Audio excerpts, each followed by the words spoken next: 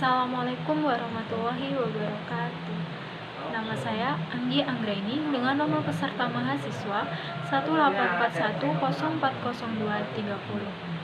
Saya merupakan mahasiswi Universitas Islam Negeri Raden Intan Lampung dari jurusan Bimbingan dan Konseling Islam, Fakultas Dakwah dan Ilmu Komunikasi semester 5. Baiklah, di sini saya akan memenuhi tugas bimbingan konseling anak dan remaja dengan dosen pengampu Ibu Umi Aisyah MPDI. Kepada kalian semua, selamat menyaksikan video konseling ini. Assalamualaikum. Waalaikumsalam, silakan masuk, Dek.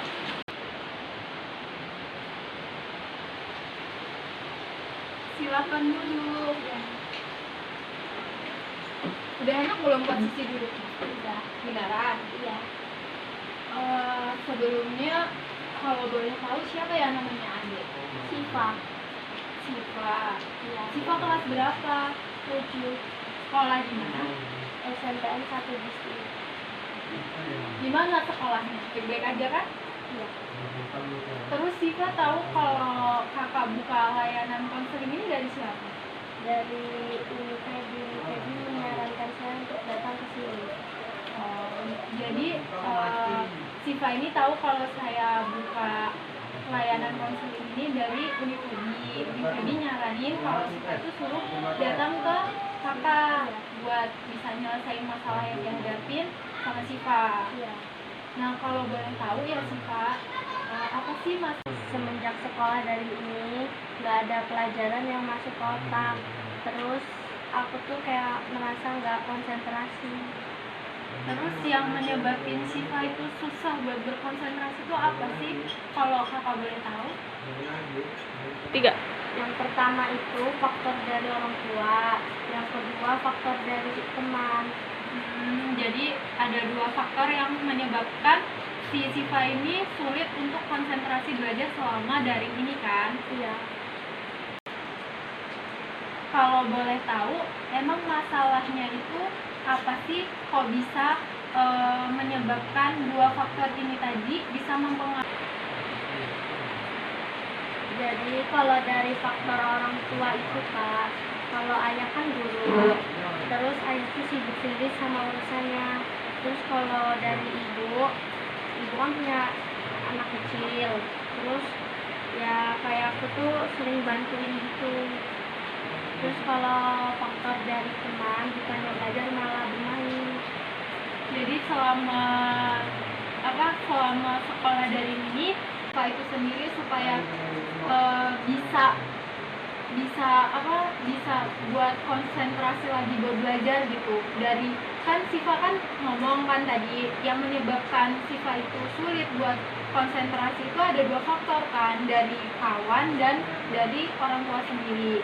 Nah, terus bagaimana sih cara Siva sendiri gitu? Pasti kan Siva kan punya nih yang namanya punya di dalam pikiran Siva itu punya yang namanya kayak impian gitu biar bisa konsentrasi belajar lagi supaya bisa menggapai nilai yang memuaskan gitu. Jadi bagaimana sih caranya Siva itu? Jadi sebenarnya itu ada Kak, cuman ya itu tadi kalau udah konsentrasi itu disuruh ibu, terus disamperin teman gitu. Jadi itu ya yang membuat kayak males juga kan, buat kayak mau ngerjain tugas-tugas kayak gitu kan, jadi kamu jadi malas, terus konsentrasi juga kan jadi pudar ya. Terus nih ya, Siva sendiri itu kalau kan ini kan sekolahnya kan selama ini kan daring ya karena ada pandemi COVID ini. Berarti kan tidak melakukan sekolah tatap muka gitu kan. Sebelum ada pandemi ini, waktu dulu sekolah waktu tatap muka itu konsentrasi belajarnya Siva gimana? Bagus apa enggak? Bagus. Bisa konsentrasi ya, karena kan nggak disuruh-suruh sama orang tua, terus bisa bagi waktu juga ya, waktu main gitu kan. Nah, terus bagaimana sih nilai Siva sendiri saat sekolah tatap muka sama sekolah daring ini? Apakah turun atau naik?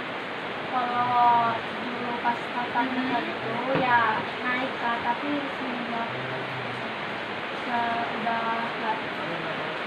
semenjak dari ini nilainya jadi menurun. Turunnya itu drastis apa sekedar rata-rata di KKM gitu? Turunnya sih cuman sekedar KKM juga sih Kak. Jadi nggak turun-turun banget kan, karena adanya pandemi ini kan yang membuat kamu sulit berkonsentrasi itu tadi kan. Nah, terus kan tadi kan habis bagi rapor kan. Nah, kalau dulu kamu di sekolah itu masuk 10 besar nggak? Enggak pernah. Terus ini juga tadi nggak masuk 10 besar, udah nggak masuk 10 besar. Terus ada pandemi kayak gini jadi nilainya turun ya.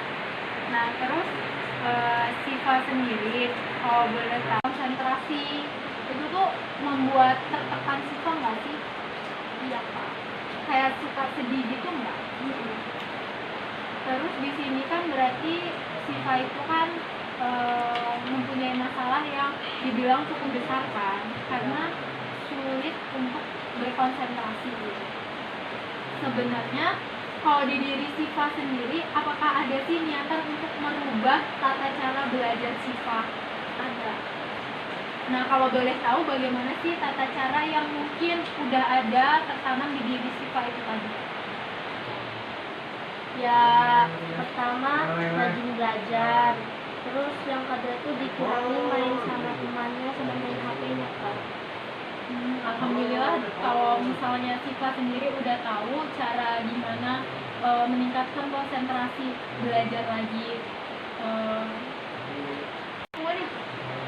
Jadi dapat disimpulkan kan di sini bahwa masalah yang dihadapi Siva saat ini adalah sulit berkonsentrasi belajar selama dari ini, karena penyebabnya itu yang pertama faktor dari orang tua Siva sendiri karena sibuk masing-masing, yang kedua itu karena faktor dari teman yang sering ngajak Siva ini untuk bermain gitu kan.